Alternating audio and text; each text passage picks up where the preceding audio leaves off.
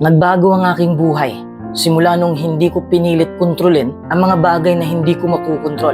Nung hindi ko pinipilit ang sitwasyon, naging masaya ako at grateful ako nung binitawan ko ng lahat ng bagay na wala sa aking kontrol. Mas gumagaan ang buhay kung may natutulungan ka. Kaya shinare ko ang aking karanasan para gumaan din ang buhay mo. Ang pagbitaw ang nakakapagbuo ulit ng sarili ko. Paano ko ba ito nagawa?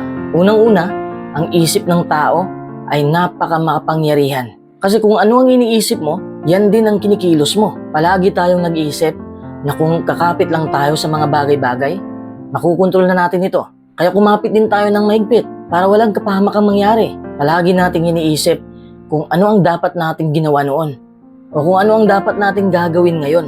Ang pagkahumaling natin sa ating nakaraan at sa hinaharap, sa ating tagumpay at sa landas ng ating buhay ay tila nagmumula sa paniniwala na kapag labis nating iniisip ito, mas makukontrol natin ang mga ito at hindi tayo mahuhulog sa pagdurusa.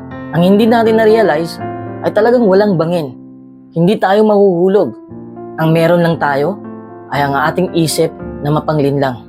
Sinisikap nito na paniwalain tayo na may problemang darating. Kaya tayo kumakapit ng mabuti. Sa sobrang pagkapit, hindi na tayo nakakaabante. Ang katotohanan, ang nag-iisang pagdurusa na nangyayari ay sa ating sarili lamang. Ang paghawak sa negatibong emosyon ay hindi nagbibigay sa atin ng kontrol. Tayo ay literal na wala sa kaisipan. Ibig sabihin, wala tayong kontrol. Literal na wala tayo sa loob ng ating isipan. Kaya dapat tayo ang nagkukontrol nito. Sa mga tweed, kung bibitawan natin ang pag-iisip ng mga yan, mas makakapag-control tayo. Tayo lang naman ang gumagawa ng sarili nating daan. Labis na pag-iisip, pagkahumaling sa negatibong bagay, kung ano-ano na lang ang ating iniisip. Para tayong nagtatanim ng damo sa utak natin na humahadlang sa ating malinaw na landas. Sa halip na linisin natin ang daan, hinaharangan natin ang ating daan. Ilang beses mong nagawang itabi ang iyong cellphone at nakakapag-isip ka ng maayos. Ang tawag doon ay pagbitaw. Kumbinsido ka na ba? Hayaan mo akong sabihin sa iyo ngayon ang isang bagay na magbabago sa iyong buhay. Ang pagkontrol sa iyong isip. Tulad ng nabanggit ko kanina, ang pagbitaw ay hindi nangangahulugang bumigay sa pagkontrol. Ito ay tungkol sa pagkakaroon ng kontrol. By letting go, you can actually control your mind instead of having your mind control you. Kung hindi ka bibitaw, para mo na ring binigyan ng iyong isip ng kalayaan upang makapag-isip ng sobra. Alam ko na lahat tayo ay minsan naging malupit tayo sa ating sarili. Kung hahayaan mo lang yan, ang ating isip ay hahanap ng milyong kadahilanan kung bakit hindi tayo dapat maging masaya. Oo, may trabaho ako, pero hindi ko to gusto. Ang sarap mabuhay sa mundo, pero wala naman akong karelasyon. O di ba? Ang daming bagay na pwedeng ikasaya natin, pero ang isip natin ay hahanap ng dahilan upang hindi tayo maging masaya. Nililin lang tayo ng ating isipan. Masaya lang ako kapag may latest phone na ako.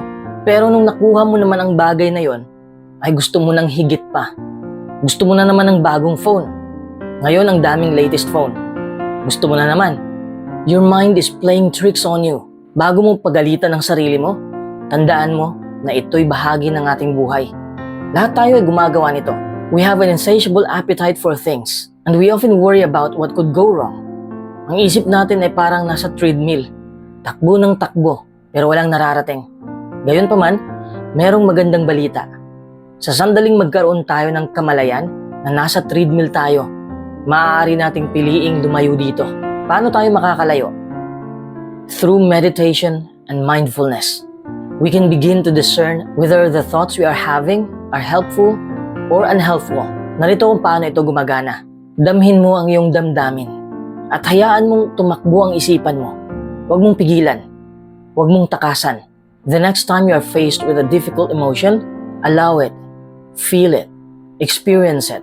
Sometimes a feeling just wants to be felt and then it will subside. O marahil ang iyong stress o kalungkutan ay talagang may gustong sabihin sa'yo at maaari mo itong gamitin upang paunlarin at pagbutihin ang iyong buhay.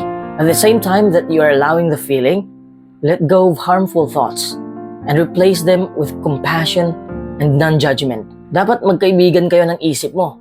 Huwag mong sigawan ang sarili mo. Huwag kang mainis dahil depressed ka. Huwag mong sabihin wala kang kwenta. Huwag kang magkimkim ng galit. Huwag mong saktan ang sarili mo. We can't always control the feelings we have, but we can control how we relate to those feelings. Kaya't subukan mo to. Ipadama mo ang compassion para sa iyong sarili. Alamin ng iyong isip ay hindi mabilis mag-evolve tulad ng teknolohiya at kung minsan kailangan mong akayin ang iyong kaisipan sa mas kapaki-pakinabang na mga direksyon. Sa pamamagitan ng pagbitaw, maaari mong simulang kontrolin kung saang direksyon dadalhin mo ang iyong isip. Huwag mong hayaang babalutin ka nito, pero ikaw lang naman ang pumipili sa buhay. Nais mo bang punuin ang iyong isip ng negatibo? O punuin ng positibong bagay? Malaya ka namang pumili. Isip mo yan. Kontrolin mo yan. Simple lang ba? Ito bang kailangan mong gawin? Mamuhay ka lang sa kasalukuyan. Talaga bang grounded ka lang sa araw na ito? O abalang-abala ka sa pag-iisip ng kinabukasan mo? Minsan hindi natin nakikita ang kagandahan sa dinadaanan natin. Dahil habang naglalakad tayo, nag-iisip tayo kung anong mangyayari sa ating kinabukasan. Hindi natin napapansin ang mga taong tahimik na humihingi ng tulong dahil napakaingay ng ating isipan. Letting go is about giving yourself permission to be fully aware of the present moment. Letting go is giving yourself permission to live. Letting go clears your mind so you can see the beauty in this world. Dahil sa pagbitaw ng mga bagay, mas lalong gumaan ang pakiramdam mo. Gagaan din ang takbo ng panlabas na sitwasyon. Handa ka na bang bumitaw sa mga bagay na hindi mo makukontrol? Bitawan mo na ang pagpapaka-perpekto. Na ang iba'y maging perpekto rin. Na ang sitwasyon ay magiging perpekto. Tulad ng alam nating lahat, walang tao ang perpekto. At walang bagay ang perpekto. Kaya dapat mong tanggalin ang pag-iilusyong ito upang magiging masaya ka. Hayaan mong ipaliwanag ko pa. Dapat maging perpekto ako. Ang pagbitaw ay tungkol sa pananatiling kalmado kapag nabigo ka. Lahat tayo ay magkakamali. Tanggapin mo lang na ikaw ay tao rin. Have compassion for yourself. Love yourself wholeheartedly and laugh at your faults. Laugh at this crazy world. Subukan mong pagtawanan lahat ng pagkakamali mo at tingnan mo kung ano ang mararamdaman mo kung ganito mo tatratuhin ang iyong sarili. Bitawan mo ang pag-iisip na dapat perpekto ka at magsimulang mahalin kung sino ka talaga. Dapat maging perpekto ang iba. Ang pagbitaw ay tungkol sa pagpapanatiling matatag kung inaapi ka ng mga tao. May mga taong napakalupit, nakakainis, at makasarili. Pwede rin tayo maging ganyan sa ibang tao. Lahat din tayo ay gustong patawarin, gustong maunawaan tayo, gustong matugunan ang ating pangangailangan. Ang pagbitaw ay tungkol sa pagtanggap mo na hindi mo alam ang buong kwento ng mga tao, na mapagtanto mo na lahat tayo ay nagsisikap. Bitawan natin ang inaasahan nating sila'y gagawa ayon sa kagustuhan natin. Dahil yan ay isang hindi makatwiran at medyo makasarili na pag-iisip. Sa aking sariling buhay, sa pamamagitan ng pagbitaw ng mga inaasahan ko para sa iba, nakalikha ako ng maraming space sa aking isipan para sa mas positibong mga bagay. O minsan maiinis ako o talagang malulungkot ako. Ngunit kung pagtuunan ko ito ng pansin, masasakalin ako ng kaisipang ito.